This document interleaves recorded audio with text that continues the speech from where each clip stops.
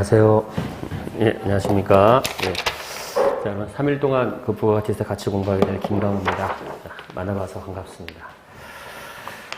이 집 정말 책 다 보셨죠, 여러분? 예, 예, 백돌책 하나 3일 동안 공부를 쭉 할 거고요. 예, 양이 1500페이지를 넘어요. 이게 만만치 않은 양인데, 이 부분에서 이제 어떤 건 좀 쉬운 얘기도 있을 거고, 또 아시는 분들도 있을 거고, 또 이제 또 새로운 공부하거나 또 업종별로 또 다양하게 나오는 케이스들이 있을 테니까 그거를 중요한 거 위주로 차근차근 한번 체크를 해보도록 하겠습니다. 그래서 거의 이게 보면은 이 책의 조금 여러 가지 내용을 많이 담고 있어요. 이게 다양한 내용들을 많이 담고 있기 때문에 혼자 공부할 때는 어느 부분이 일일이 체크를 해줘야 되는지 그런 걸 조금 시간이 많이 걸릴 수도 있는데요. 그런 걸 조금 제가 가지도 좀 쳐보고 가도록 하겠습니다. 자, 그래서 보고 제일 먼저 여러분 부가가치세 올해 개정된 거 한 번만 잠깐 보실래요? 많이 개정되지는 않았는데요. 그래도 2022년도에 개정된 사항 뭐가 있는지 그런 거. 부가세는 굉장히 오래된 세법이잖아요. 그러다 보니까 어느 정도 안정화돼 있어요. 그래서 어느 한 해년도에 막 확 바꾸고 이런 건 별로 없습니다. 그래 자잘 조금씩 이렇게 바꾸죠. 자, 그래서 28페이지 잠깐 먼저 한번 확인해 볼게요, 여러분.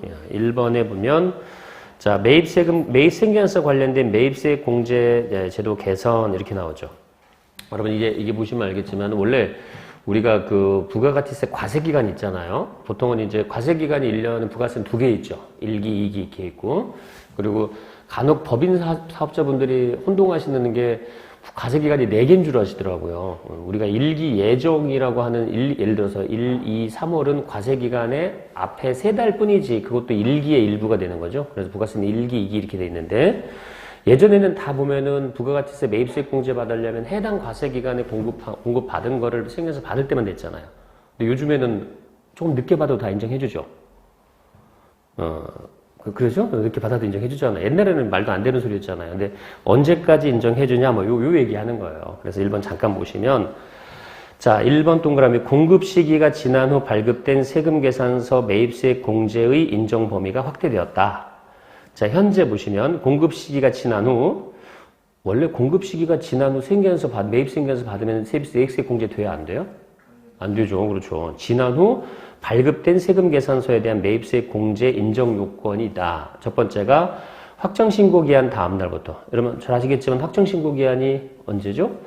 1월 25일하고 7월 25일이죠, 여러분? 그거 지난 후 다음 날부터 6개월 이내에 세금계산서를 발급받고 6개월인데 근데 그 옆에 딱 보니까 몇 년으로 바뀌었어요, 이게?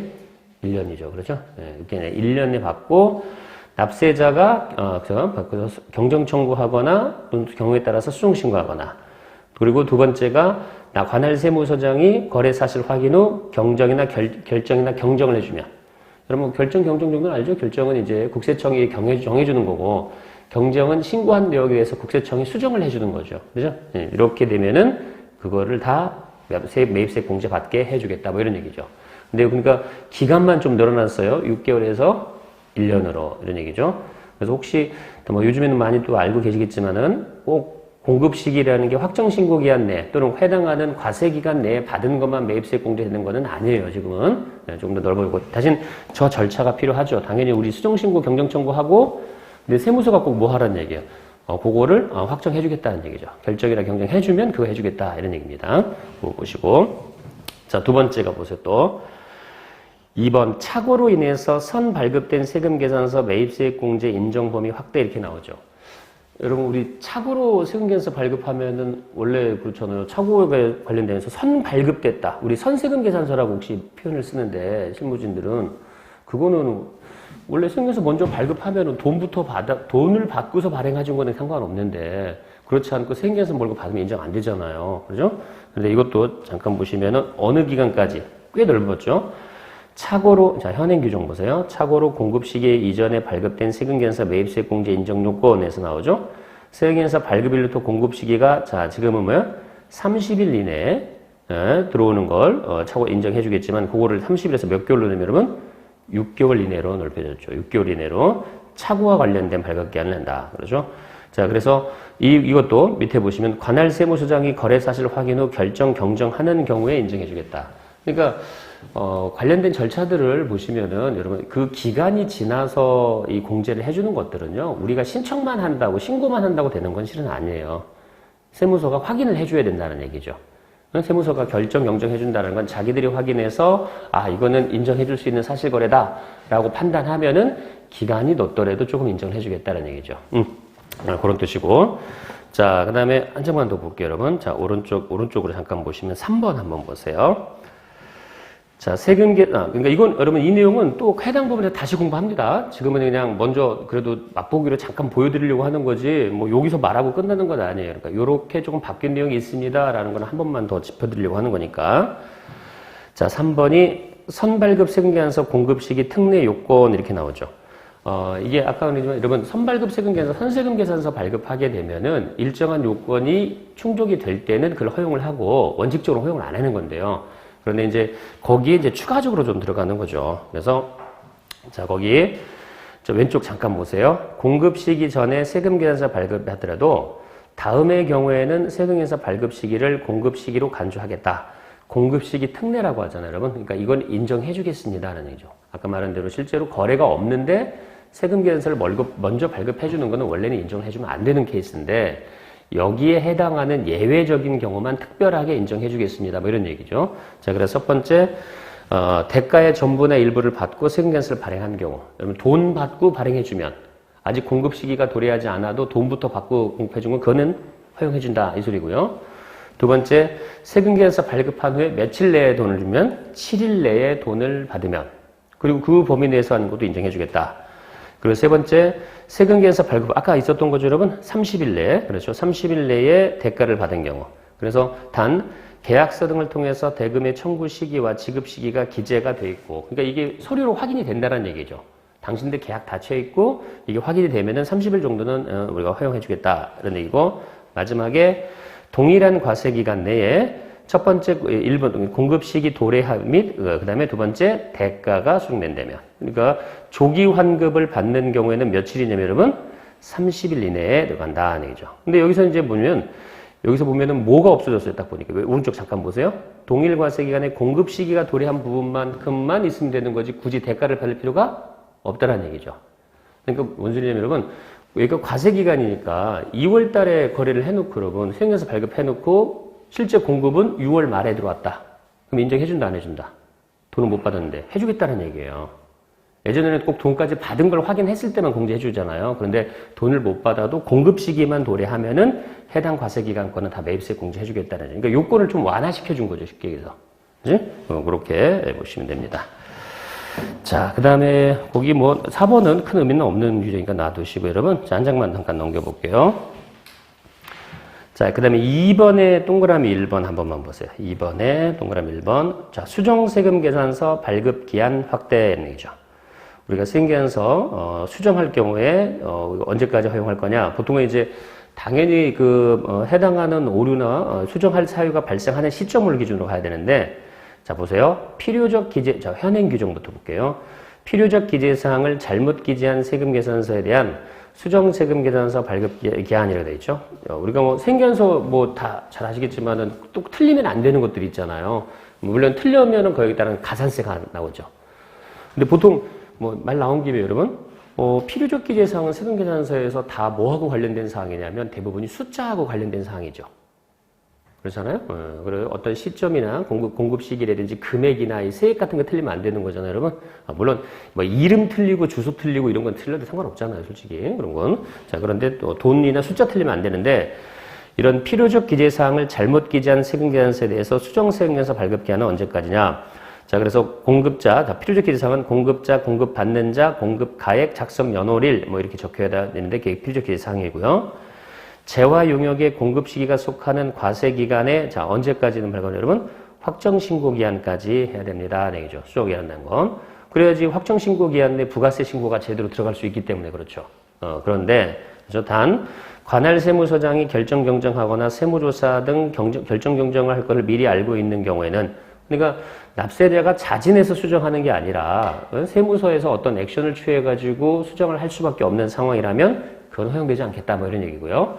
근데 오른쪽 보시면은 확정신고기한이 아니라 언제까지요? 확정신고기한 다음 날부터 1년까지죠. 그렇지. 1년까지는 허용해주겠다는 얘기죠. 물론 이제 이렇게 수정하면은 별도의 어느 절차는 또 해야겠어요. 수정신고나 경정청구는 해야겠죠. 그죠? 그래도 어쨌든 기간을 늘려줄 테니까 그렇게 수정하는 거에 대해 자체에 대해서 문제 삼지 않겠다라는 얘기죠. 이런 뜻이고. 자, 그 다음에 동그라미 2번 다 잠깐 보세요. 자, 매입자 발행 수정생계에서 발급 사유 명확화라고 되어 있죠, 여러분. 여러분, 뭐, 혹시 뭐, 그 경험이 있으신지 모르겠는데, 이게 우리가 매입자 발행 생계서라고 있죠? 공급자가 내가 분명히 거래를 다 했고, 돈도 준 게 확인이 됐는데도 생계서를 안 끌어주면은, 관할 세무서에다가 얘가 생계서 안 끌어주니까 끊어주세요라고 요청할 수 있는 거 있죠, 여러분? 근데 그것도 수정할 수 있는 사유가 들어왔다, 뭐 이런 얘기죠. 그래서, 개정사항만 바로 보세요. 자, 발급 사유 명확화. 공급자의 부도나 폐업, 계약의 해제나 변경 등의 사유가 발생한 경우로서 그 공급자가 수정승계안서를 미발급해준다면 이건 발급할 수 있다. 이제 가장 많이 나오는 케이스가 그런 거죠. 얘가 왜 생계에서 안 끊어준가 봤더니 폐업하고 도망간 거죠. 쉽게 얘기해서. 거래가. 그러면은 난 누구한테 가서 이걸 하소연할 수 있느냐. 생계안서가 조금 바뀌어야 되는데. 그럴 때는 세무서가 해주겠다는 얘기예요, 그냥. 그죠? 그래서 이렇게 폐업이 딜링했을 때, 그래서 미발급됐더라도 이걸 다 확인해서 공급자가 수정계약서가 미발급하더라도 세무사가 다 이거를 명확하게 발급해 줄 수 있도록 법으로 만들어 놨다 뭐 이런 얘기입니다. 근데 원래부터는 이건 조금 관련된 법만 없었을 뿐이지 실제로는 시행은 되고 있었어요. 좀 더 명확하게 했다 뭐 이런 얘기고요. 자, 그 다음에 3번은 신탁인데, 여러분, 이거는 뭐, 나중에 본 내용에서 조금 할 거고, 내용이 좀 많아가지고요. 이제 신탁이 조금, 공급자가 괜히 바뀌어가지고 그래요. 이렇게 돼 있고. 자, 그 다음에 나머지 한 장 더 넘겨보시면은, 4번에, 33페이지에 4번에 영세율 제공되는 외화 획득 용역 업종 추가 그런데, 영세율 대상이 하나 더 드러났다. 전자상거래 소매중개업 등이 늘어났다. 뭐 이런 거니까 이건 큰 의미가 없습니다. 그리고 면세 대상이 또 하나 늘어났다. 자연잔지 분양업 이렇게 돼 있고. 자, 그 다음에 한 장만 다시 넘겨볼게요. 자, 거기 34페이지에 6번. 그나마 바꾼 교 중에서 보실 게 일괄 공급된 토지, 그렇죠. 건물 등 가액의 안분 기준 계산 보완 이렇게 돼 있는데 여러분, 이건 뭐냐면 만약에 여러분들 회사가 부동산을 가지고 있어요. 토지나 건물을 가지고 있어요. 아니면 그렇게 하고 여러분들이 갖고 있을 수도 있다고 생각하죠. 여러분들이 만약에 이 건물의 주인이에요. 그러면 이거를 임대를 놓다가 팔면은 여러분, 이건 양도세만 내는 게 아니라 뭐도 해야 돼요? 부가세 신고도 해야 되죠? 그러죠? 건물분에 대해서는 과세, 토지분에 대해서는 면세. 그러죠? 그래가지고 건물 판부분에 대해서는 예를 들어 원래 이제 물론 포괄양수도라는 개념이 있긴 하지만 원칙적인 얘기를 하는 겁니다. 여러분들이 만약에 100억에 팔았어요. 그러면 100억에 팔았으면 판 거 중에서 건물분의 가액은 얼마요, 토지분의 가액은 얼마요를 따로 구분해가지고 신고를 해야 되죠. 그렇죠? 예, 그거 하는 거야. 예, 일괄 공급된 게 그런 소리예요. 이거를 같이 공급했다면 토지 가액과 건물 가액을 어떻게 나눠서 신고를 하실 겁니까? 라는 얘기야. 그럼 건물분에 대해서는 부가세 10이 붙어야 되잖아요. 그렇죠? 그럼 그거 10% 붙어서 부가세를 국가에 신고해야 되는데 그거 뭐로 나누죠? 이런 얘기죠. 물론 가장 명확한 이게 하려면은 여러분 그 금액을 나름대로 평가를 받거나 그다음에 계산대로 기준시가 이런 걸 측정해서 이만큼은 100억 중에서 이만큼은 건물의 값어치고 나머지는 토지의 값어치입니다. 이렇게 계약서 자체를 그렇게 쓰는 경우도 있어요. 근데 물론 이제 그게 기준시가하고 차이가 30% 이상 나면 안 되지만은 그런 경우도 있지만은 그렇게 안 해요, 보통은. 그냥 토탈에서 100억 이렇게 한단 말이에요. 그럼 어떻게 하죠? 이런 얘기죠. 뭐로 나눌까요? 이런 얘기입니다. 그 규정이에요. 한 번만 잠깐 또 그래도 볼게요. 자, 박스 현행 기준 보세요. 토지와 건물을 함께 공급하는 경우 공급 가액은 건물의 실지 거래 가액을 부가세 과표로 한다. 과세 대상으로 한다. 실거래. 그러니까 토지 가액은 얼마에 팔았고 당신한테 건물 가액은 얼마로 내가 계산해서 팔았습니다. 이렇게 계약서 자체를 그렇게 만드는 경우가 있는데 그럴 경우. 근데 이제 그게 안 되니까 대부분 그렇게 안 하니까 자, 두 번째 케이스. 두 번째. 다음 중 어느 하나에 해당 시 기준 시가 등에 비례해서 안분 계산해야 됩니다. 토지와 건물 가액 안분했는데 첫 번째. 실질 거래 가액 중에서 토지 건물의 가액 구분이 불분명하거나 자, 두 번째. 거기 사업자가 구분한 토지 건물의 실지 거래 가액이 기준 시가 등에 따라서 안분 계산한 금액과 30% 이상 차이가 있을 때, 그죠? 그러니까 이런 규정도 그래 한번 이렇게 뭐 부동산 혹시라도 이렇게 관련된 부분 업무를 하시는 분들이 있기 때문에 말씀을 드릴 건데요. 우리나라는 그러니까 만약 그 100억이라면 어떤 사람은 그런 생각할 거라면 사는 사람이 토지 가액을 많이 예를 들어서 금액을 높여서 사는 걸 원할까요? 건물 가액을 많이 금액을 높여서 사는 걸 원할까요? 토지 가액이죠. 그렇죠. 대부분이 토지 가액이에요. 왜냐면 건물 가액을 높이는 경우면 그럼 부가세를 더 주고 사야 되니까. 그러니까 매수자 입장에서 보면은 그 건물 가액을 높이면 별 도움 안 되는데 이런 얘기를 많이 해요. 실제로 보면. 그러니까 이거 99대 1억 이렇게 해주세요. 이렇게 할 수도 있단 말이에요. 그러면 국가가 그거 인정해 주겠어요? 국가에서는 결국은 그게 국세청이 보기에는 이게 부가세가 어느 정도 과세가 돼서 들어와야 되는 건데 야, 네 맘대로 가격을 너무 터무니없이 하잖아. 그러니까 딱 저런 룰을 만들어놔요.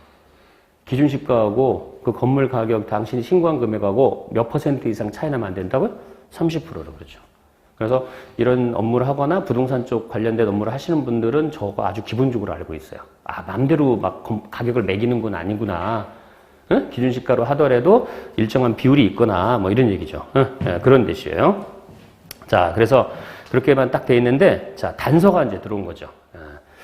다만 오른쪽 잠깐 보세요. 규정이 사업자가 구분한 실제 거래액을 인정할 만한 사유가 있다면 30%가 넘어도 봐주겠다 이런 얘기예요.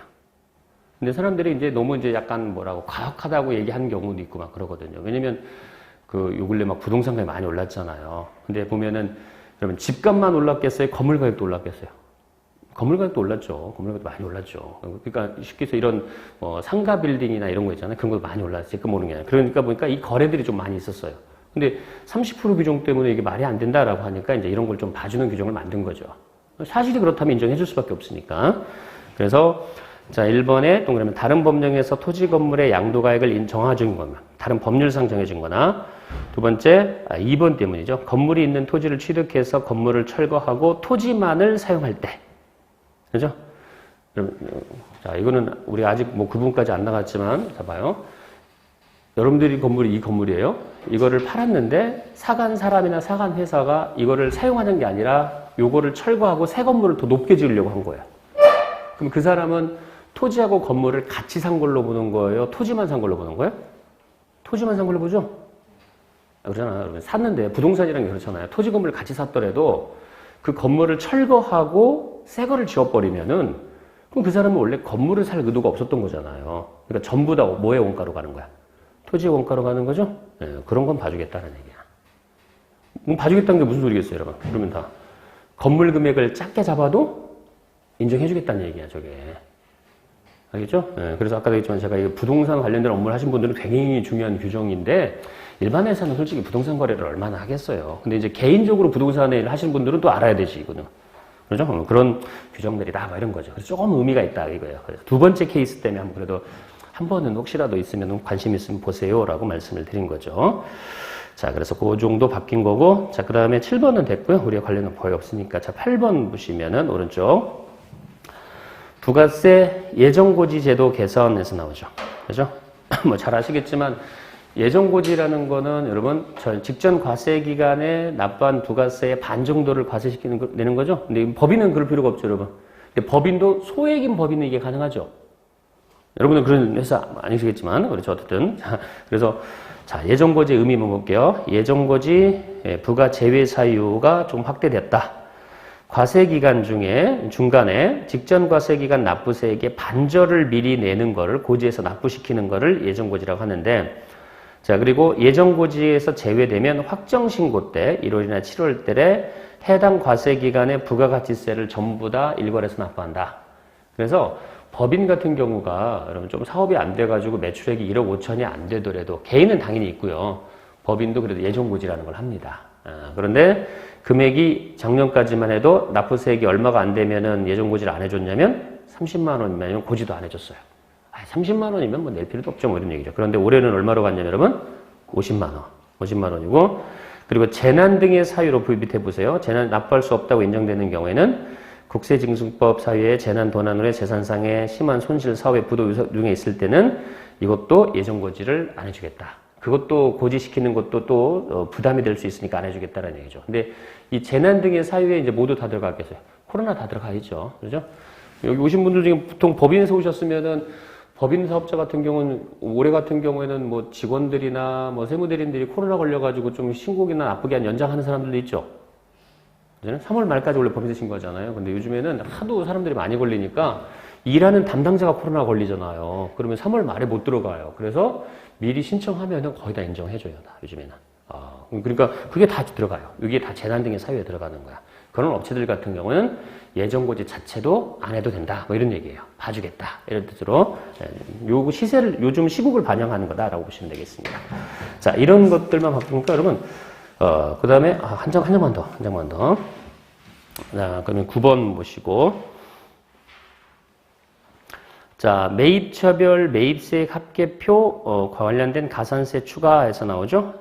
그래서 이거는 이제 보면은 다른 건 아닌데 이게 이중으로 공제받는 사람들이 있어요. 잘못해서. 여러분 보시면 우리 그런 거 있잖아요. 세금 계산서를 먼저 물건을 사서 받았는데 그걸 결제를 현금으로 안 해주고 이체 안 하고 카드로 쓴 거야. 그러면 세금 계산서도 있고 신용카드도 있죠, 매입이. 그럼 그건 어디로 들어가야 돼요? 신고할 때 세금 계산서 들어가야 되죠? 그렇잖아요. 근데 잘못해서 세금 계산서도 공제받고 신용카드 공제받았어. 그럼 어떻게 하실 거예요? 그렇죠. 문수정해야겠죠? 그러면서 가산세를 내라는 거야, 또. 그러니까 이중하면 안 돼. 뭐 이런 얘기죠. 그래서 매입처별 매입세 과다 관련 가산세 뭐 이런 얘기죠. 그래서 거기 매입처 생계세 합계표고 원래 과다하게 적은 공급가액 0.5%를 내야 되는데 거기 개정 보죠. 신용카드 매출 전표 등 수령면서 과대 신고된 가산세 신설 뭐 이런 얘기죠. 신용카드 관련돼서도 똑같이 여러분 매입처별 생계세 합계표처럼 가산세를 0.5% 매기겠다는 얘기야. 그래서 신용카드에서 그런 경우도 있고 또 하나가 신용카드를 한 건인데 잘못해서 근데 요즘에는 다 전자로 불러오니까 또 근데 아직도 손으로 만약에 한다. 그래서 너는 중복해서 2번 들어갔다 공제가. 그럼 뭐야? 이것도 가산세 때리겠다는 얘기야. 그냥 별도로 가산세를. 그래서 거기에 신용카드 매출 전표 등 수령 명세서에 대해서 과다 신고하면은 어쨌든 공제받으면 안 되는데 공제받았거나 한 번만 공제했어야 되는데 2번 해서 중복해서 공제했거나 이런 식으로 신용카드 쪽에 문제가 생기면은 그것도 바로 그러니까 원래 여러분 그러잖아요. 만약에 저 기존에 보면은 신용카드를 그렇게 만약에 한 건인데 2번 공제받았어요. 그럼 무슨 가산세를 냈었어요? 신고불성실하고 납부불성실을 냈었죠? 그러니까 신고 납부가 잘못된 거잖아요. 매입세액이. 근데 세금계산서 관련된 가산세 있었어요? 없었어요? 없었죠. 그렇죠. 그건 세금계산서가 아니었잖아. 신용카드는 여러분 그렇죠. 신용카드 자체는 세금계산서가 아니라 영수증이잖아요. 그 가산세는 없었죠? 근데 그 가산세도 내라는 얘기야, 쉽게 얘기해서. 그죠? 그러니까 기존의 신고납부 말고 별도의 가산세를 0.5를 또 내라, 뭐 이런 얘기죠. 그렇게 해서, 그 매입처별 생계세 합계표처럼, 약간의 세금계산서 개념 가산세를 추가로 한다, 뭐 이런 얘기입니다. 신용카드도. 그렇게 해보시고. 이제 이런 거는 뭐, 아시겠지만 요즘에는, 자, 이게 다, 공제를, 그러니까 신용카드도 세금계산처럼 이제 꼼꼼하게 이 공제 관리를 해주셔야 되는 거야, 이게. 그죠? 이렇게 보시고. 그 다음에 10번은 뭐, 지방소비세를 인정, 뭐, 이거는 뭐, 그냥 국가 차원에서 하는 거고, 우리는 뭐 관심이 없죠. 이건 뭐냐면, 이게 지방재정이 열악하니까, 국가가 원래 그 부가가치세는 국세잖아요. 국가가 걷어서 지방자치단체에 일부 줬어요. 근데 그 비율을 높였다, 뭐 이런 얘기예요. 그러니까 이거는 굳이 많이 체크를 안 하셔도 괜찮습니다. 자, 그래서 그 정도만 잠깐 보고요. 자, 그 다음에 이제 하나씩 보도록 하겠습니다, 여러분. 뭐, 부가가치세는, 이게 거래세다, 뭐 이런 거는 다 아니까 그런 용어는 굳이 안 봐셔도 될 것 같고요. 그 42페이지 보시면, 그러죠? 그 42페이지 보시면은 우리나라에서는 뭐 잘 아시겠지만 이런 매출세에서 매입세액을 빼서 부가세를 계산하죠?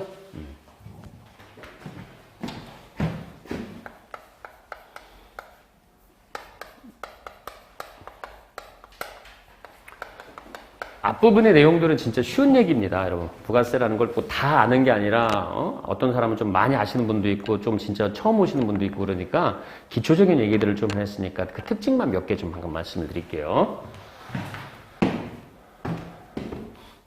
자.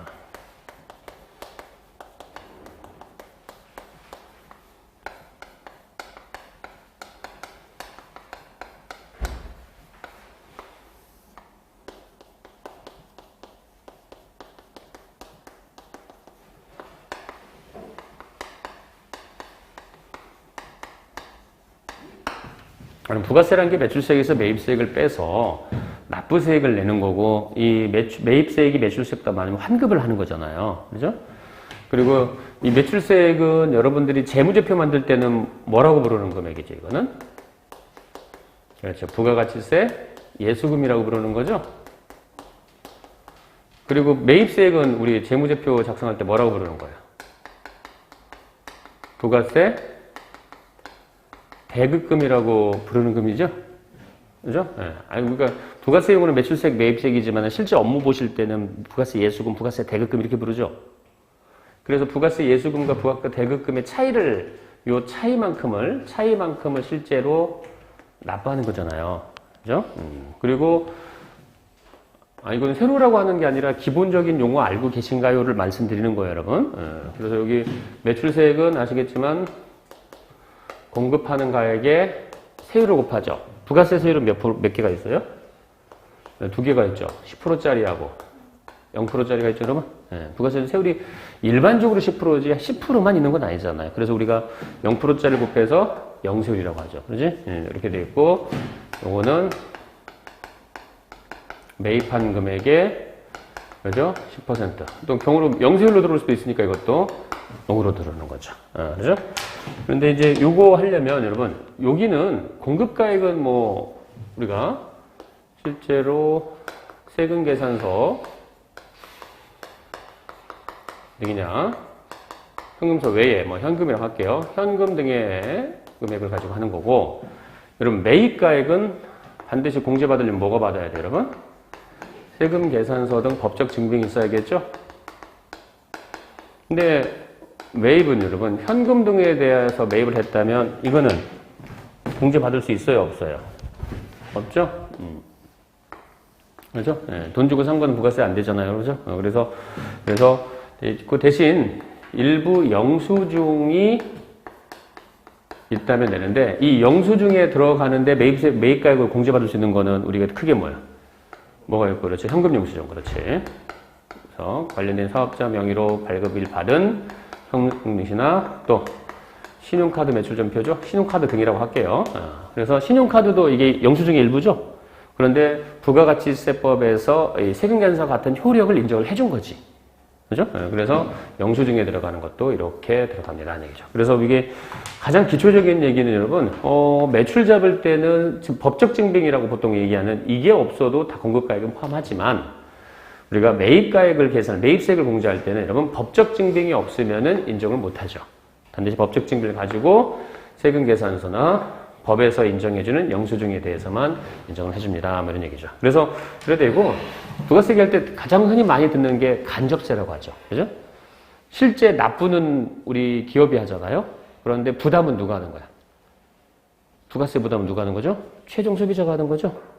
받아서 주는 개념이잖아요. 그러니까 내 주머니에서 내가 직접 내는 건 직접세고 내가 벌어들여서 저쪽에서 받아서 내는 개념이 뭐야? 간접세라고 하는데 우리는 부가가치세는 가장 대표적인 간접세라고 얘기를 하죠. 그죠? 그렇게 해서 보고, 이렇게 매출 쪽에서 매입 쪽을 빼서 이게 전단계세액공제법이라고 그래서 그 단계별로 창출된 부가가치세에만 우리가 실질적으로 부담을 시키는 그런 구조로 이어가고 있습니다. 그런 얘기들이고. 그래서 뭐 용어 본다면 42페이지에는 우리는 소비용 부가가치세 뭐 이 정도 이해하시면 되고요.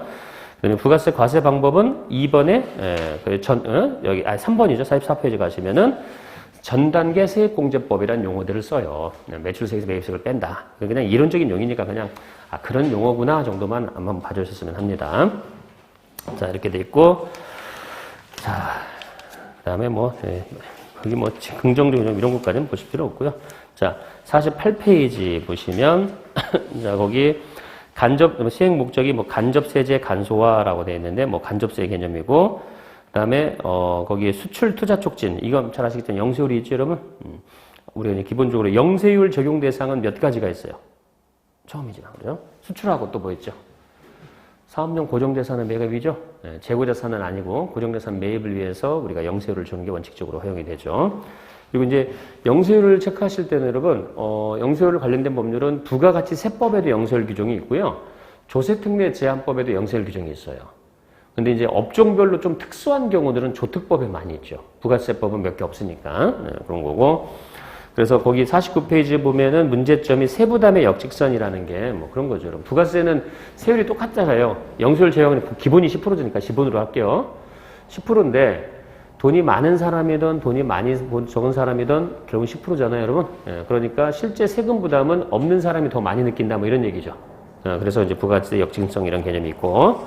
자, 그 다음에 부가세만큼 물가가 오르죠? 예, 그렇게 해서. 그래서 요즘에 그런 얘기 들어보셨어요? 가끔 가다 보면은, 정부가 세수가 부족하다 그러면 제일 먼저 나오는 얘기 중에서 뭘 올린다고 그래요? 부가세를 올린다고 그러지 않아요? 예. 지금 몇 번째 얘기가 나오는 것 같아요. 그래서 아마 이제 그동안 몇 년 동안에 부채가, 국가 부채가 많이 늘어났다면서요. 그러면서 또 한쪽에서는 뭐라고 지금 얘기 나오냐면, 부가세율을 계속 10%로 놔둘 거야? 뭐 이런 얘기예요. 한 12%는 해야 되지 않겠어? 그래야지 조금 그 국가 부채 좀 조절하고, 관리할 수 있지 않나? 이런 얘기죠. 근데 단점이 뭐야? 그 물건값이 12%에서 기존에 예를 들어 100원짜리면은 110원만 냈던 거를 112원에 내면서 사야 되잖아요. 그래서 물가가 상승하는 효과가 있다. 뭐 이런 얘기를 하는 거죠. 그런 거고. 근데 오르는 거는 좋은 건 아니죠. 그렇죠? 그런 게. 자, 그래서 거기에 있고, 자, 그 다음에 50페이지 보시면은, 그 다음에 거기 마지막 6번 보면은 소비지급 과세 원칙이죠. 네, 저것도 의미는 좀 아셔야 됩니다. 부가세는 소비하는 곳에서 과세를 해요. 그러니까 국내에서 소비가 됐을 때 우리나라 부가세를 하지만은 외국에서 소비하게 되면 부가세를 안 매기죠. 그죠? 자, 다시 여러분. 의미를 잘 아셔야 되니까. 이게 다 연결이 좀 돼 있어서 그래요. 네.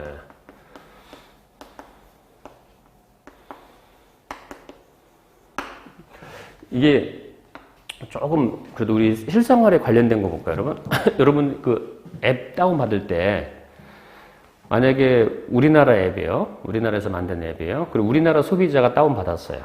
그럼 그거에 대해서는 부가세 내야 안 내요? 내야죠. 근데 우리나라 똑같은 앱이야. 게임이라고 생각해도 좋고요. 그런데 해외 소비자가 다운받았어요. 그럼 부가세 내야 안 내요?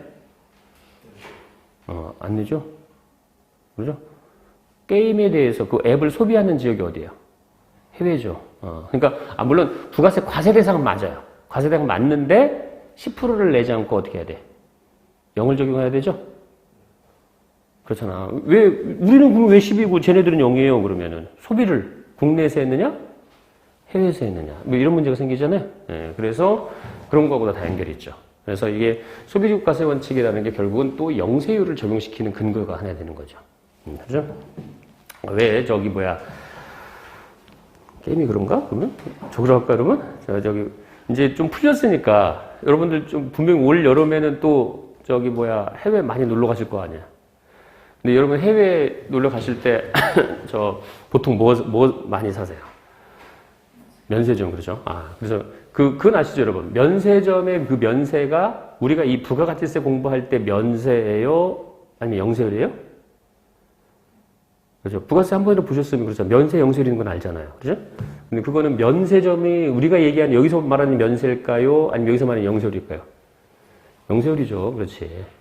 사람들은 면세점이라고 얘기하지만은 부가세 공부하는 사람은 그건 영세율점이라고 하는 게 맞아요. 응? 예를 들어서 여러분 술을 많이 하니까 술 이해할까요? 술? 자, 술을 면세점에 샀어요. 그럼 여자분들은 또 이렇게 옷이나 화장품이나 백이나 이런 거 많이 하잖아요. 좋은 거 사가지고. 특히 여자 화장 많이 하잖아요. 여러분들은 그거 사서 비행기 타고 가서 호텔방 가면 제일 먼저 뭐 하세요? 다 뜯죠? 그리고 다 넣잖아. 포장 풀고. 그죠? 그리고 나서 한국을 다시 갖고 들어오잖아요. 근데 그거 하면 왜 뜯어요? 그냥 포장지 채로 갖고 오면 안 되나? 그거 왜 뜯어요, 근데? 남이 뜯으니까 같이 나도 뜯었나? 응? 그 뜯는 게 뭐 한 거야? 해외에서 소비한 거잖아요, 그게. 그게 영세율이잖아요, 그게. 화장품이건 술이건 그게 영세율을 주는 이유가 소비를 해외에서 하라는 얘기예요. 국내 소비하면 텐이 붙으니까. 그러니까 가서 뜯어서 거기서 소비하게 되면은 뭐야? 그 부분에 대해서는 해외에서 사용 소비하니까 소비지급 과세 원칙에 따라서 우리나라 부가세를 매기지 않겠다는 얘기야. 그래서 그거를 하는 거지. 만약에 진짜 큰 맘 먹고 사서 가서 봉지채 한번 갖고 왔다 걸려봐요. 그럼 어떻게 되겠어요? 부가세 관세가 붙어요, 다시. 그거 하는 거야, 걔들이. 그거 보는 게, 이거 개봉을 안 했네? 그대로 갖고 왔네? 그러면 국내에서 사용 소비하는 개념인데요? 이런 문제가 되는 거야. 그리고 이제 이미 그거는 수출을 위해서 보내서 부가세를 안 매겼는데 다시 수입이 돼버리면 이게 뭐가 돼요? 관세까지 문제가 되는 거지. 그래서 뜯어드는 이유가 소비지구, 그러니까 소비를 시킨다라는 개념으로 해서 부가세 등을 과세하지 않는 행위를 거기서 한 거죠, 실은. 다시. 그래도 지금은 뭐 술 많이 하니까 그러죠. 옛날에는 진짜 비싼 술 있잖아요. 우리가 왜 정말 비싼 거는 우리나라에서 보통 한 막 그냥 술집 가면 한 7, 8배씩 차이 났거든요. 10배까지 차이 났거든요. 근데 1인당 한 명밖에 못 갖고 오잖아요. 술 같은 건. 그러다 보니까 2병을 샀어. 그럼 어떻게 해요?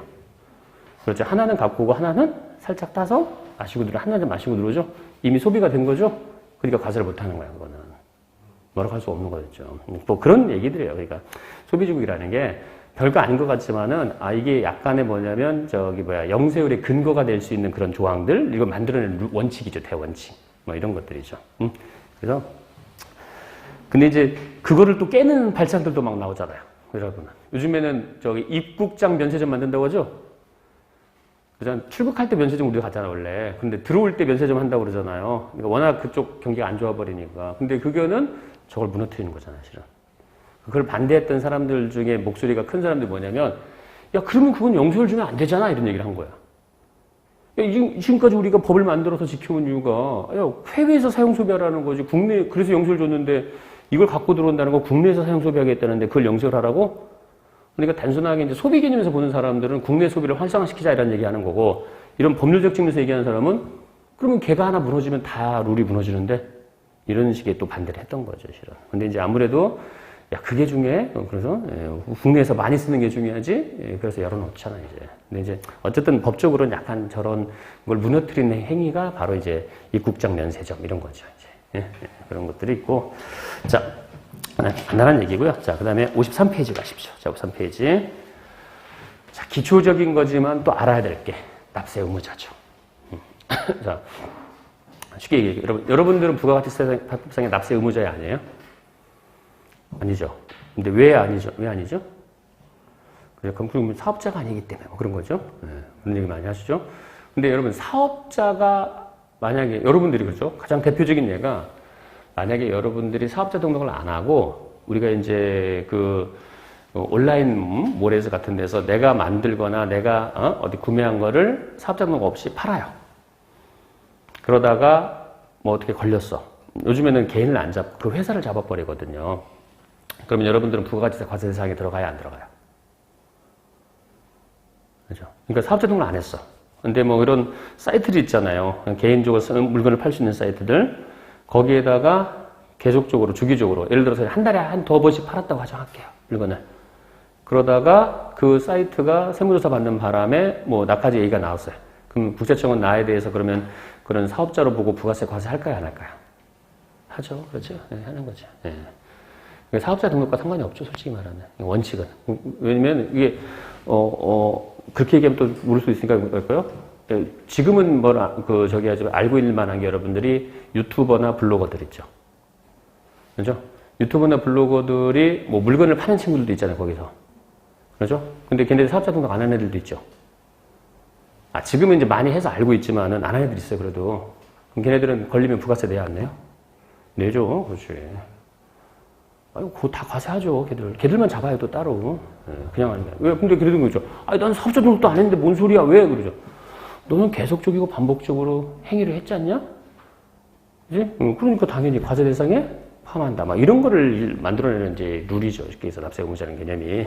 그래서 뭐 모르겠으니까 여러분들이 뭐 납세 의무자가 누군지. 그런데 이제 그 원칙을 어디서 잡아야 될 거냐, 이거 체크하자는 얘기죠.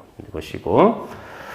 자, 정의는 한번 보시죠, 여러분. 자, 그래서 납세 의무자는 세법상의 조세 채권 채무 관계에서 조세 채무를 부담하는 자고, 국세기본법상의 그 정의를 우리가 세법에 의해서 국세를 납부할 의무가 있는 자를 말하는 겁니다. 그죠? 그렇게 해서 보시고. 자, 그 다음에, 어디를 좀 포인트로 잠깐 보시면 밑에서 5번째 줄 한번 보실래요, 여러분? 부가가치세법상 납세 의무자에 해당하는지 여부 역시 원칙적으로 그 거래에서 발생한 이익이나 비용의 귀속이 아니라 재화나 용역의 공급이라는 거래 행위를 기준으로 판단해야 됩니다. 이게 좀 의미 있는 문장이에요. 그러니까 이익이 났어요, 손실인 비용을 써서 이런 게 중요한 게 아니라 당신이 재화 용역을 공급했습니까라는 거래 행위가 부가가치세법상의 납세 의무자의 포인트로 보겠다. 뭐 이런 뜻입니다. 그런 얘기고. 자, 한 장만 넘겨볼게요, 여러분. 자, 그래서 54페이지에서 저거 다 읽으면은 뭐 양이 너무 많아서 그러니까요. 그 노트 위에서 보면은 노트라고 조그만 글씨 있죠, 여러분. 납세 의무자 해당 여부에 동그라미 1번 이게 있고. 여러분 이런 거 보면 집행기준 뭐 이런 것도 나오는데 기본적으로 이런 법정 공부할 때는 알죠, 여러분. 순서가 대원칙은 부가세 법이 있죠. 그다음에 그 밑에 뭐가 있어요, 여러분? 시행령이 있고, 그렇죠? 그 다음에 시행규칙이 있죠. 그 다음에 국세청에서 내부적으로면 집행기준, 그렇죠? 그리고 이 법에 없는 사항들에 대해서는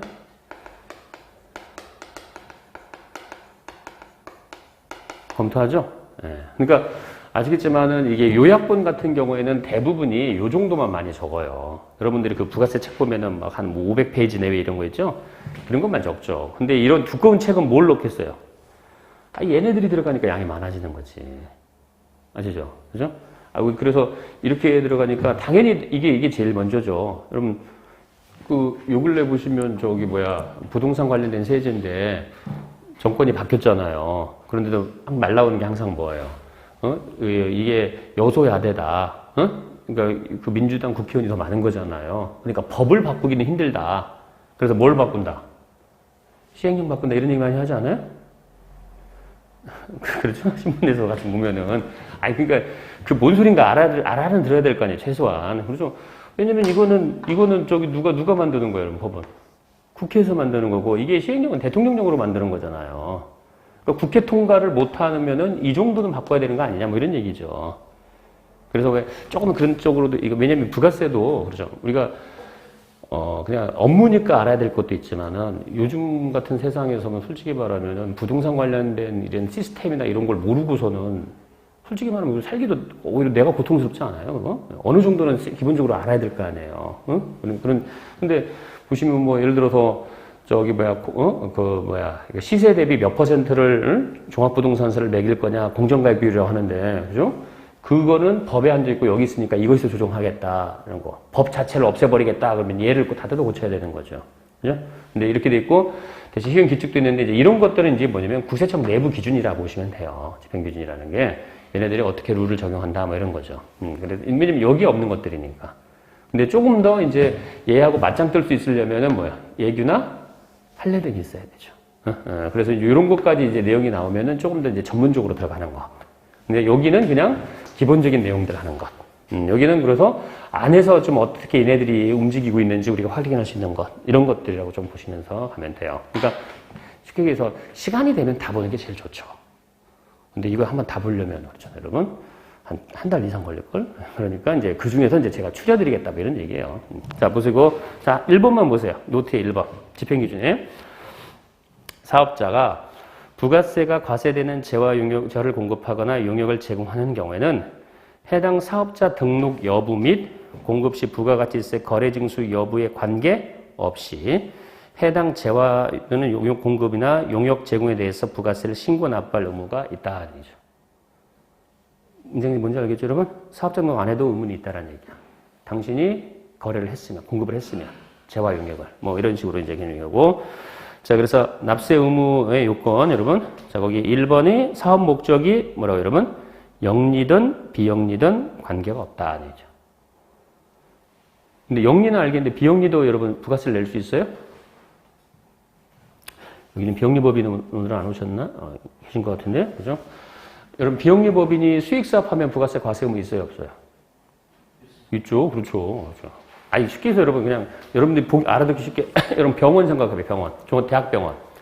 대학병원의 지하에는 뭐 있어요? 편의점, 꽃집, 빵집, 뭐 이런 거 다 있죠? 그럼 대학병원이 거기는 뭐 하고 있어요, 여러분? 임대업을 하고 있죠? 응. 임대업을 하고 있잖아요. 임대업, 그러니까 비영리지만 임대업을 하고 있죠? 부가세 과세 돼야 안 돼요? 돼야죠. 그렇지. 그 얘기야. 저 문장 하나만 딱 보고서 이제 이해가 되죠. 비영리도, 여러분, 비영리 본연의 목적이라면 상관이 없지만은 그 외의 것들에 대해서는 다 뭐요? 수익사업을 하고 있으면 당연히 과세를 해야 되는 거죠. 그래서 사업 목적이 중요한 게 아니다는 얘기지. 그리고 두 번째가 사업성이 있어야 된다는 점. 이게 우리가 기본적으로 알아야 될 실은 사양이에요. 사업성. 그럼 계속적, 반복적이라는 얘기죠? 그렇게 돼 있고. 자, 그래서, 사업의 의미에 대해서는 법에서 구체로 정한 바 없고, 현실적으로 이를 규정하기 어려우므로, 거기만 잠깐 보여드릴게요. 55페이지 제일 위에. 상황에 따라서 판단될 성질이지만, 단순히 1회 정도의 재화 용역 공급이 있다고 해서 사업으로 인정될 수는 없고, 자, 거기 부가가치를 창출해낼 수 있는 정도의 사업적 형태를 갖추고 계속적이고 반복적인 의사로 재화 용역을 공급하는 경우에 사업에 해당할 수 있을 것이다. 얘기죠. 그죠. 그래서 그 정도는 알고 계세요. 계속적이고 반복적인 행위를 해야 된다는 거. 아까 그래서 제가 유튜버나 블로그 같은 경우가 자기가 거기서 하는 행위는 여러분 계속적이고 반복적인 행위로 봐요. 그래서 대가를 받잖아요. 부가세 신고 의무가 있어요. 그런 개념이고. 세 번째가 독립성이 있어야 된다. 그렇죠? 그래서 우리 근로소득자는 회사에 속해 있는 사람이잖아요, 여러분. 그렇기 때문에 이런 사람들은 별도의 사업자로 보지 않는 거죠. 독립적이지 않은 거니까. 그렇죠? 그래서 재화 용역을 공급하는 주체, 그러니까 다른 사람이 고용되어 있거나 사업 자체가 다른 사업에 부수되지 아니하고 대외적으로 독립되어야 됩니다. 그래서 대표적인 게 바로 종업원 같은 경우에는 사업자가 아닙니다. 이런 얘기고. 좋습니다. 그 정도 보시면 되겠습니다. 자, 넘기시고요. 자, 그 다음에 거기 보면은 56페이지 보시면은 로마자 5번에 신탁재산 공급의 납세 의무자라고 했는데 여러분 이건 솔직히 금융기관 용이지만 그냥 짤막하게만 말할게요. 왜냐면 올해 바뀐 것 중에서 조금 틀을 완전히 바꾼 게 있어요, 하나가. 원래 신탁이라는 게 여러분, 봐봐요. 여러분들이 만약에 관련된 재산을 직접 관리하게 그렇잖아요. 그러니까 타인에게 맡겨서 야, 네가 좀 해줘. 그리고 거기서 창출된 수익을 수수료 빼고 나한테 돌려줘 뭐 이런 개념으로 하잖아요. 그렇게 하는데 그러면은 부가가치세도 과세가 된다면 신탁을 할 때 신탁을 맡긴 위탁자가 부가세를 내야 됩니까? 신탁을 받은 수탁자가 부가세를 내야 됩니까?라는 문제가 생겨요. 그죠? 근데 작년까지는 누가 주된 채무자였는지, 주된 납세 의무자인지 아세요? 저 자리가 바뀌었었어. 위탁자가 아닌 거야. 근데 이번에 바뀌면서 뭐라고요? 수탁자로 바꿔라는 얘기지. 그래서 혹시라도 이런 업무를 하시는 분들은 물론 이제 회사에서 이건 중요한 거다라고 말을 했겠지만은 일반 회사분들은 솔직히 많은 관심이 없어요. 관심이 없을 수도 있고. 그런데 이제 그 틀은 바뀌었다 정도만 좀 말씀을 좀 드릴게요. 그렇죠? 그래서 납세 의무자가 여러분 위탁자, 수탁자 정도는 알고 계시죠?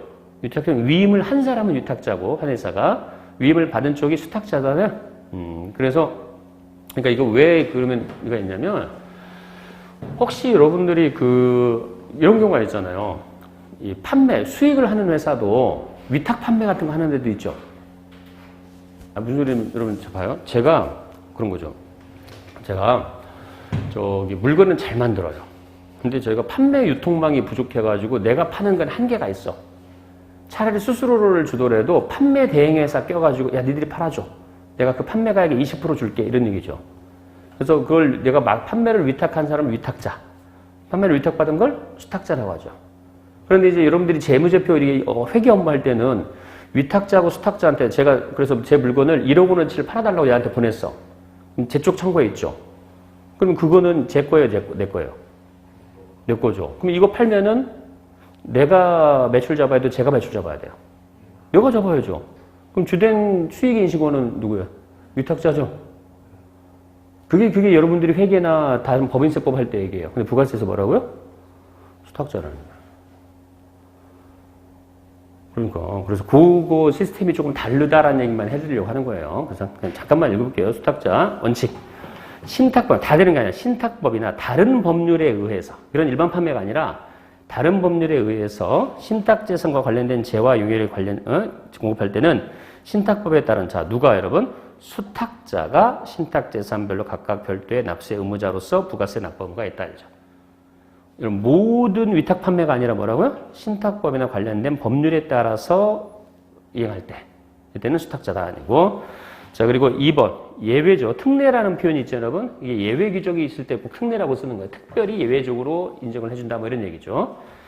다음 각 호의 어느 하나에 해당하는 경우는 신탁법에 따른 위탁자가 부가세 부담 납부할 의무가 있다. 자, 위탁자가. 자, 거기 보면 1번 신탁재산 관련된 재화 용역을 누구 명의로 아예 공급을 해볼 때 위탁자 명의. 공급 자체를 위탁자. 그리고 2번이 위탁자가 신탁자산을 실질적으로 지배 통제하는 경우로서 다음의 경우에 해당할 때죠. 그래서 그 다음의 경우에는 디귿번 정도만 보세요. 오른쪽에 디귿번. 수탁자가 위탁자의 지시로 위탁자와 국세기본법상의 특수관계에 있는 자에게 신탁자산과 관련된 재화 용역을 공급할 때. 그죠? 그래서 이건 수탁자가 공급했지만은 여러분, 그래서 유탁자의 것으로, 유탁자로 이 부가세, 과세 의무가 생기더라. 뭐 이런 얘기입니다. 그래서 그거가 좀 바뀐 내용 중에서 조금 의미가 있는 거니까 그냥 참고만 하시고, 이건 아까 했지만 제가 일반적으로 말씀을 안 드리는 이유가 업종의 제한이 좀 있기 때문에 그런 거예요. 그렇게 써보시면 됩니다. 그 정도만 보시면 되겠습니다. 자, 그 다음에 60페이지 가시고, 자, 넘어가시고. 납세 의무자인데, 자, 여기서 하나 관련 사례 중에서 1번이 미등록 등의 납세 의무들이죠. 미등록. 사업자 등록을 하지 않는 거죠, 여러분. 예, 그래서 당연히 여러분 사업자 등록 안 해도 부가세 납부 의무는 있다라고 그랬고요. 계속적이고 반복적이란 표현 정도만 알고 계시면 된다라는 말씀 드리겠습니다. 자, 두 번째가 그나마 조금 문제되는 게 명의자와 사실상의 귀속자가 서로 다른 경우 납세 의무. 여러분 이거 뭐냐면 사업자 등록을 딴 사람 명의로 했을 때라는 뜻이에요, 쉽게 얘기해서. 그래서 혹시 뭐 요즘에는 그렇게 잘 안 하죠. 함부로 이름을 빌려주는 것 자체가 거의 금기시되잖아요, 우리나라가. 근데 옛날에는 그런 경우도 꽤 있었어요. 남의 회사 이름 빌려가지고 사업하고 세금 체납시키고 도망가고. 워낙 많죠. 그러니까 이게 이제 법률적 문제로 많이 문제가 됐어요. 실제로 나라로도. 그래서 그런 정도예요. 그러면 자 봐봐요, 여러분. 여기 하나 이제 체크는 하고 되니까 명의자가 있고 사실상의 귀속자가 있어요. 그러니까 이름을 빌려서 사업하는 사람이 있어요. 사실상. 근데 명의만 빌려준 사람이 있어요. 그럼 부가세는 누가 내나요? 라는 문제가 생기죠. 문제가 생겼을 때. 당연히 이제 누가 내야 되죠. 명의자가 신고를 했었겠죠, 여러분. 신고를 안 하면 불똥이 튀지만 여러분 신고만 똑바로 하면 솔직히 문제는 솔직히 안 돼요. 근데 그게 안 되니까 체납이 걸리고 납부를 안 하니까 문제가 생기기 심각한 거죠. 그러면 그 책임을 누구한테 물어야 될까요? 라는 문제가 생기는 거죠. 자, 그거 한번 볼게요. 자, 볼까요? 과세 대상이 되는 행위 또는 거래 귀속이 명의일 뿐이고 사실상 귀속되는 자가 따로 있을 경우에는 자, 원칙은 여러분 사실상 귀속되는 자에 대해서 부가세법을 적용합니다. 사실상 귀속자에 대해서. 자, 그러니까 큰 틀만 그렇게 되는 거예요, 여러분. 자, 그런데 사업자가 시행령에서 정하는 타인 명의로 사업자 등록을 하고 부가가치 신고 납부에서 관할 세무서장이 경정하는 경우 그 타인 명의로 발급받은 세금계산서 매입세액은 국세기본법에 따라서 해당 사업자의 매출세액에서 공제되고 이 경우에 타인 명의 등록 가산세에 따른 가산세는 적용됩니다. 아니죠. 자, 이게 이렇게 쓰니까 잘 이해가 안 되는 여러분 다 봐봐요. 제가 딴 사람의 명의를 빌려서 사업을 했어요. 그러니까 사업은 저거 이게 A라는 사람이 있어요. 그럼 얘가 사업자 등록 이름이 있겠죠, 여러분? 그러면 얘가 사업하면서 받은 매입세액은 공제받을 수 있어요, 없어요? 그렇죠. 지금 이 문장 지금 얘기하는 거예요, 여러분. 자, 제가 다른 사람 A의 명의를 빌려서 사업을 했고, 그리고 이제 국세청이 알게 된 거죠. 너 왜 네 명의로 안 하고 사업하다가 문제가 됐어? 그러니까 너 명의로 안 하고 딴 사람 명의로 했네? 근데 내가 이 사람 명의로 세금계산서를 발급해 준 것도 있고 발급받은 것도 있어요. 발급해 준 거야 부가세 냈겠지만 발급받은 건 매입세 공제 받을 수 있을까요? 없을까요? 라는 뜻이에요. 있다는 얘기야. 대신 뭐는 내라? 가산세는 내라는 거야. 명의를 잘못했으니까. 그래서 몇 퍼센트냐? 공급가액의 1% 정도의 타인 명의 등록 가산세는 부담시키겠다. 뭐 이런 뜻이에요. 그러니까 이게 여러분 보면은 이런 거를 이제 볼 때는 그 마인드만 있으면 돼요. 이게 그러니까 제대로 이행을 하면은 솔직히 문제 안 삼겠다는 얘기야. 근데 명의가 다르기 때문에 가산세는 때려주겠지만, 응? 그런데 이제 그게 만약에 제대로 이행이 안 되면 이제 그때 이제 법률적 문제가 생기는 거죠. 응? 네, 그래서 거기 그럴 때는 어떻게 되냐면 잠깐만요. 거기 그 박스 보시면 명의 위장 사업자에 대한 처리인데 이거는 그냥 나중에 시간이 되면은 보시고 이건 대신 요것만 핵심만 말씀드리면 그런 거예요. 그러면 부가세는 제대로 이행되면 이 가산세금 때리면 되고요. 문제는 소득세거든요. 소득세는 명의를 빌려준 사람한테 때리지 않고 누구한테 때리냐면 진짜 실제 사람한테 때려버려요. 그걸 그렇게 되어 있어요. 그러니까 이쪽은 취소시키고 이쪽한테 때리겠다. 이런 얘기예요. 그것만 알고 계시면 되고요. 자, 여기서 자, 봐요. 1421페이지 한 번만 볼게요, 여러분. 1421페이지.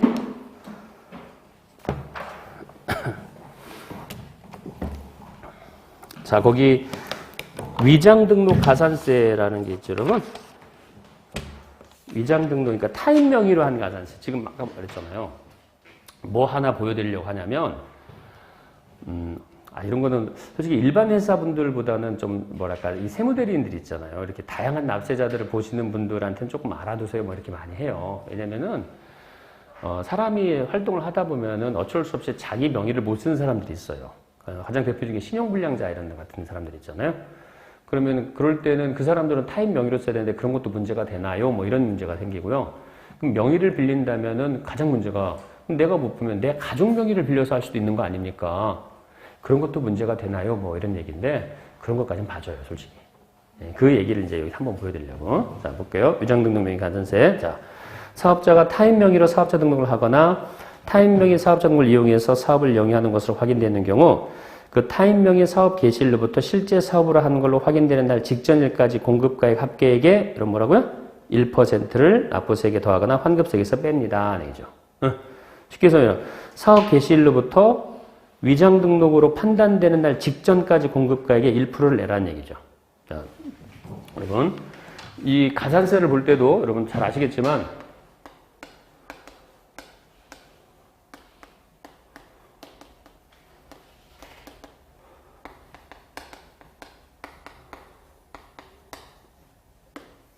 이렇게 나오는 거는 아셔야 돼요. 보면서 아셔야 돼요. 자,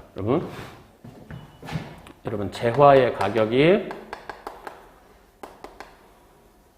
100만 원이고 그리고 부가가치세가 여기 딸려 있는 게 10만 원 할게요.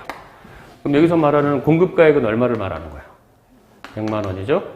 공급 대가는 110만 원. 그렇죠? 네. 그렇죠. 납부세액은 10만 원. 그렇죠. 다 다른 건 아시죠, 여러분? 다 알고 가산세도 다 다르게 나오는 건 알죠? 그래서 어느 경우에는 대부분 여기다 때리죠, 가산세를.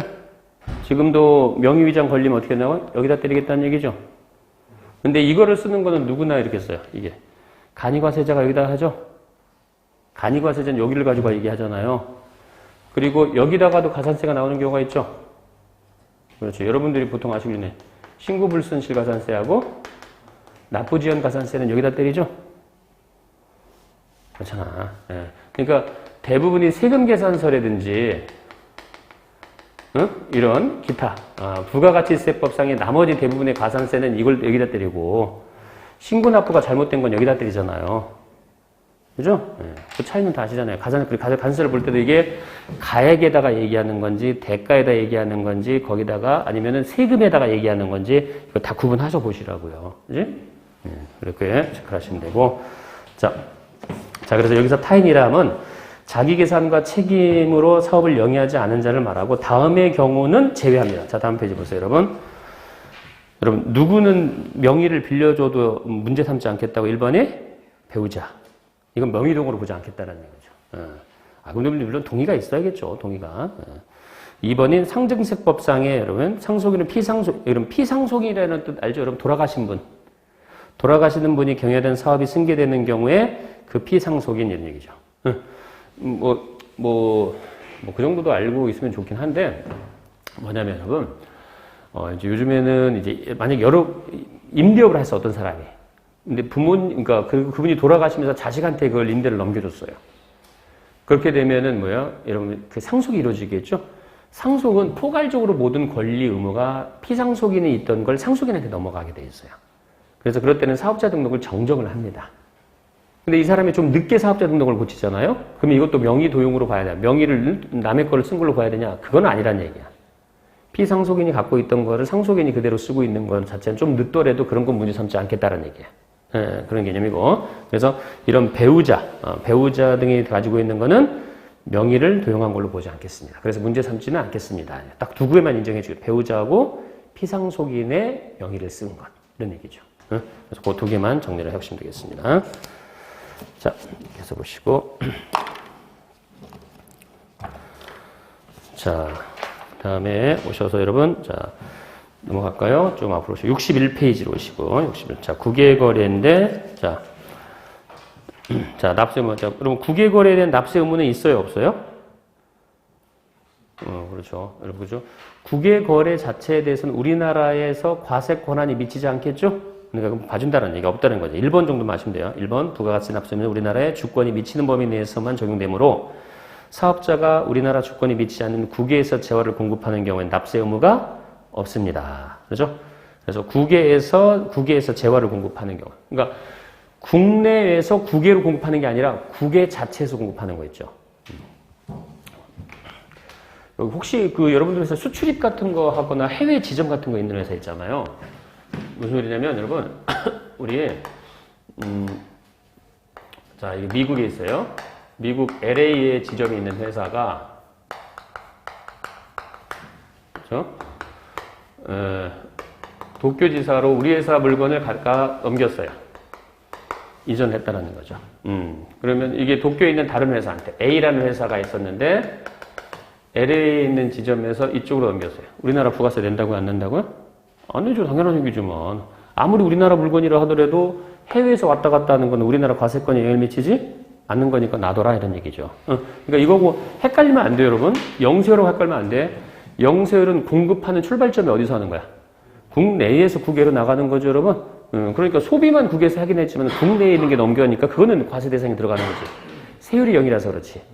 그죠? 그런 거 오해하면 안 돼요, 저런 거. 읽으시면서, 영세율도 있는데? 이렇게 하면 국외에서 재화를 공급할 때는 과세관 대상이 아니란 얘기지. 영세율 같은 거하고 같은 맥락으로 보시면 안 된다는 거지. 그죠? 이렇게 돼 있고. 자, 그 다음에 넘기시고, 여러분. 자, 그 다음에 3번도 보세요. 3번. 동그라미 3번. 다음의 용역에 해에 대해서는 해당 부동산 또는 광고 매체 사용 장소가 국외무로 부가세 납세 의무가 없다. 기업번 국외에서 소지하는 부동산의 뭐 여러분? 임대 용역. 아시죠? 그리고 2번 외국 광고 매체에 광고 계좌를 의뢰하고 지급하는 광고료. 해외 광고료 말하는 거죠?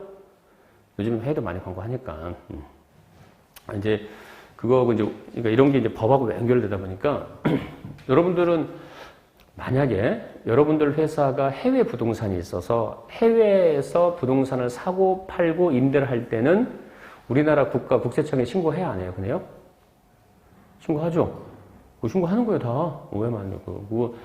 부동산은 여러분, 우리나라에서는 2억 넘는 그 부동산을 사고 팔고, 그 다음에 임대를 주고 있잖아요? 그 2억 넘는 부동산에 대해서. 그러면은 여러분들 법인세 신고하는 거 말고 별도로 신고를 해야 돼요. 그거 안 하면 과태료가 여러분 그 금액의 10%, 15% 이렇게 나와요. 해외 부동산권은 다 해야 됩니다. 근데 부가세 내는 거래요, 안 내는 거라고? 그건 안 내는 거지, 임대는.